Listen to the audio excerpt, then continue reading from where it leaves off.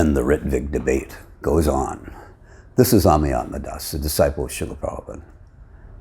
We're going to be discussing the Ritvik debate in ISKCON in this video.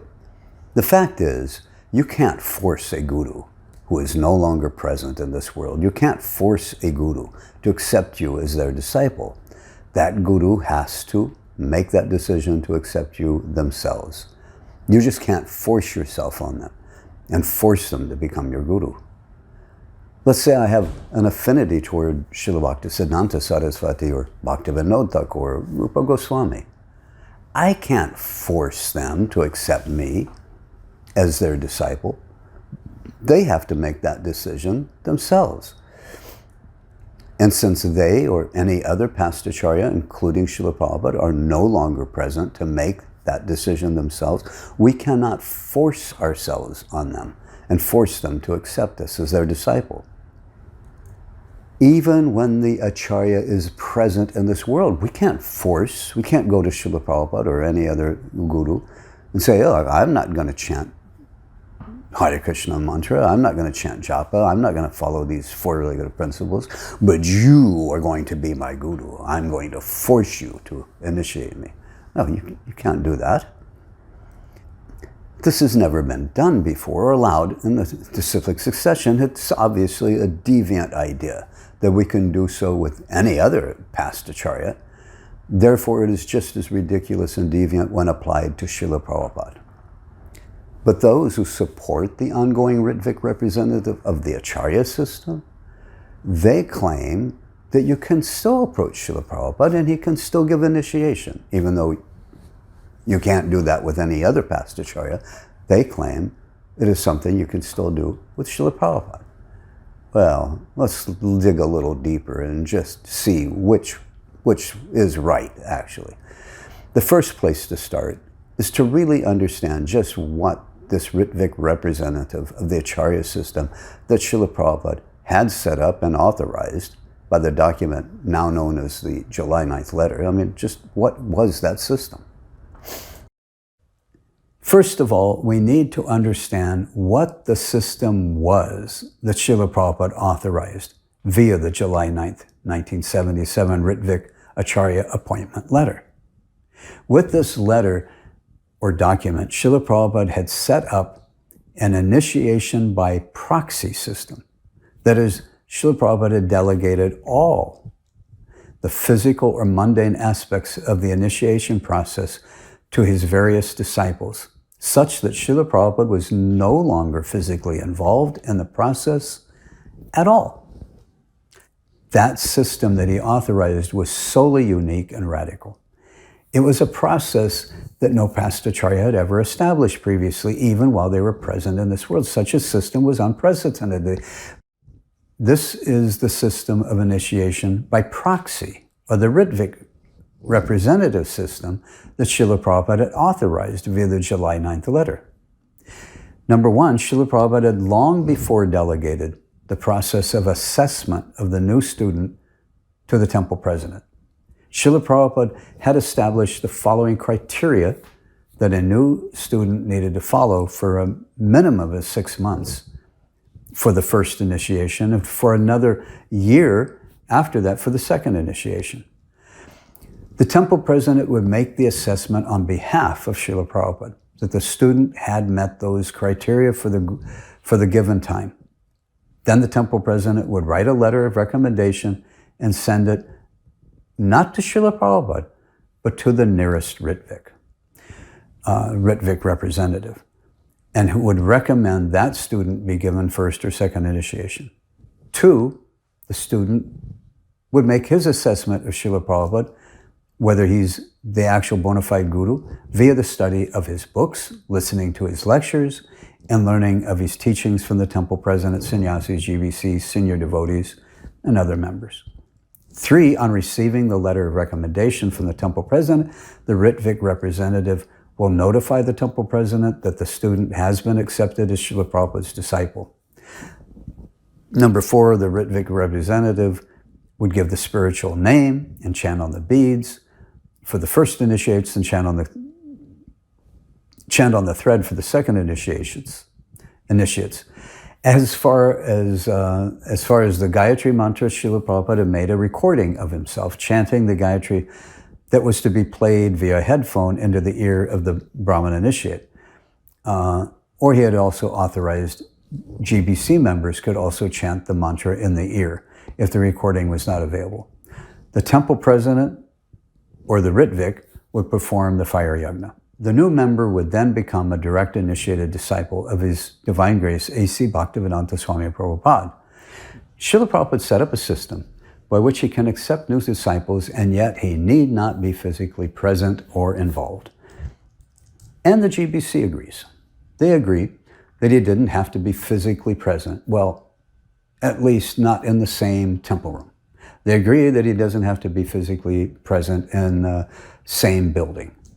They agree that he doesn't have to be in the same city or the same province or state or the same country or even on the same continent. Once Srila Prabhupada had authorized the Rtvik-Representatives, Srila Prabhupada could be laying very weak in his bed in Vrindavan, India, that he can't even sit up on his own, and so weak he could barely speak. And yet via this Ritvik representative system, via the Ritvik representatives, he can be initiating new disciples in North America, South America, Africa, New Zealand, Japan, Europe, the Middle East, South India, Bengal, Russia, China, Mauritius, etc., without any need for his physical presence there or his physical involvement at all in the process. Well, that system, it was just completely unheard of. No past acharya, it was totally unprecedented. No past acharya had ever set up such a system like that. Not that we know of. That even while that guru remained living in this world, where they were able to continue to accept disciples, initiate disciples as their own disciples through a system of, a proxy system that they had authorized to enact the physical aspects of the process on their behalf, where that guru was no longer physically involved or physically partook in that process at all.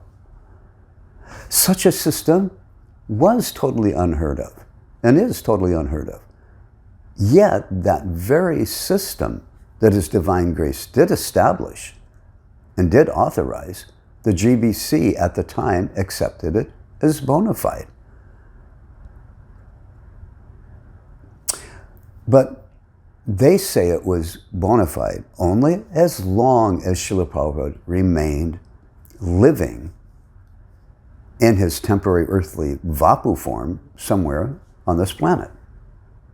Once he left his temporary Vapu form, then they claim that this system lost all of its spiritual potency, and that to even suggest that it still remains valid today, the GBC today consider that as a great offense and a deviation from their philosophy. But how does that change the fact that one cannot force oneself on a past acharya who is no longer present and force them to accept you as their disciple? I mean, that argument, it remains 100% valid and correct concerning all past acharyas, including for our Srila Prabhupada. So this means that the supporters of the ongoing Ritvik representative system are just totally wrong, right? Wrong. Wait, what do you mean wrong? How can that be? I just said that this also applies to Srila Prabhupada, that you can't force him to accept you as your disciple because he's no longer present in this world. And yes, that part is totally true. You cannot force any of the past acharyas, including Srila Prabhupada, to accept you as a disciple. Then why am I saying that the supporters of the ongoing Ritvik system are actually not wrong? Well, the answer is very simple. Because of the Ritvik representative of the Acharya system that His Divine Grace had set up and authorized and established. He had authorized those who he had selected to act as his Ritvik representatives. And by the way, he did inform that the GBC can add to that list as needed in the future. So those who Srila Prabhupada had authorized as his Ritvik representatives, Srila Prabhupada had authorized those Ritviks to accept the recommendations for initiations that were given by the temple presidents. In other words, the temple presidents before had sent their letters of recommendations to Srila Prabhupada. And Srila Prabhupada would then make that final decision of accepting those who the temple presidents had recommended to be his disciples. But with the July 9th letter, Srila Prabhupada had now set up a system of Ritvik representatives by which he authorized them and told from henceforward the temple presidents are now to send their letters of recommendations to those Ritviks. And Srila Prabhupada had authorized them to now accept on his behalf the recommendations given by the temple presidents. And that those who are then accepted by the Ritvik representative will become Srila Prabhupada's direct disciple. Srila Prabhupada had, as I said, previously authorized the temple presidents to make the assessment of the new bhaktas on his behalf. And once the new bhaktas or those going for second initiation had met the criteria given by Srila Prabhupada, then the temple presidents would send that letter of recommendation, used to send it to Srila Prabhupada. But now he said, henceforward, the temple presidents to send their letters of recommendation to the nearest Ritvik, to the nearest Ritvik to those devotees who were seeking initiation. And Srila Prabhupada authorized those Ritvik representatives to accept the recommendations given by the temple presidents on his behalf. Therefore, Srila Prabhupada had set up a system by which he has authorized others, the Ritviks, to make the decisions on his behalf whether or not to accept a new member as his direct disciples. Via that authorized system, no one is forcing Srila Prabhupada to accept them as his disciple. No one is forcing him to accept new disciples without his prior authorization. This remained true while Srila Prabhupada remained living in this world, even before he had established the Ritvik representative system. No one could force Srila Prabhupada to accept them as his disciple. There was a process that he had established, and that process was you join the temple, you come in the association of the devotees. The temple presidents then assess you, and here's the criteria that Srila Prabhupada set. If you want to be his disciple, you chant your 16 rounds, you follow the 4 regulative principles, you perform devotional service, you attend as much of the programs. I'm saying all the programs if they join the temple, if they were living outside, as many of the programs as they can. And once, for 6 months, the temple president will give his recommendation to Srila Prabhupada. That was how the process was before. And then Srila Prabhupada would maybe ask a GBC, you select the names and you chant on the beads. Prabhupada did that even while he was present. But with the July 9th letter, Srila Prabhupada now said, no, the temple presidents now, from henceforward, they send their recommendations to the nearest Ritvik, and he had authorized the Ritvik to accept those recommendations on his behalf. So with that process, Srila Prabhupada was no longer needed to be physically involved in the physical aspects of the initiation. No one had to inform him or ask his permission or to see that he had accepted those recommendations. He authorized the Ritvik representatives to accept those recommendations on his behalf. No past Acharya had ever set up such a system like this. It was totally unprecedented, and it is. And yet the GBC accepts that that system was bona fide, but they say only while Srila Prabhupada was physically present somewhere on this world. They say that as soon as Prabhupada left his Vapu, earthly Vapu form, and was no longer living in this world, in that Vapu form, they said that that process has lost all of its spiritual potency. And Srila Prabhupada had established the system and set it up, authorized it, even while he was present.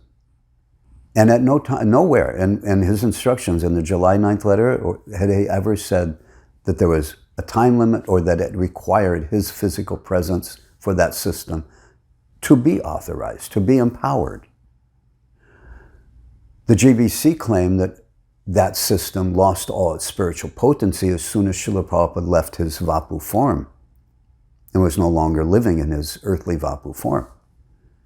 But that is not what empowered the system. That is not what empowered Srila Prabhupada to give spiritual initiation to those without his having been physically involved in the physical process of the initiation process. What empowered that system, this Ritvik system, is Srila Prabhupada's eternal living instructions, his Vani. And that has not changed. What the GBC say, the system has become totally, lost all its spiritual potency and has become a deviant, unempowered, no longer empowered process, is based on actually a very deviant philosophy, because they are basing this idea on that Srila Prabhupada's temporary earthly Vapu form is what empowered those Ritvik initiations. And that is not what empowered those Ritvik initiations. That is a bogus philosophy. That is Bhaktisiddhanta. That is no basis in our understanding of Guru. What empowered those initiations, even while Srila Prabhupada was physically still present in Vrindavan, what empowered those Ritvik initiations was Srila Prabhupada's eternal Vani, the instructions that he gave that empowered those who he had selected to act as his Ritvik representatives. And then he empowered the GBC that they can select additional Ritviks as needed. Srila Prabhupada empowered that system through his eternal Vani, his living Vani, his living instructions, and that has not changed. That has not died. It lives in the heart of his followers eternally. Please watch the full online presentation on this issue that I have made. The link is given at in the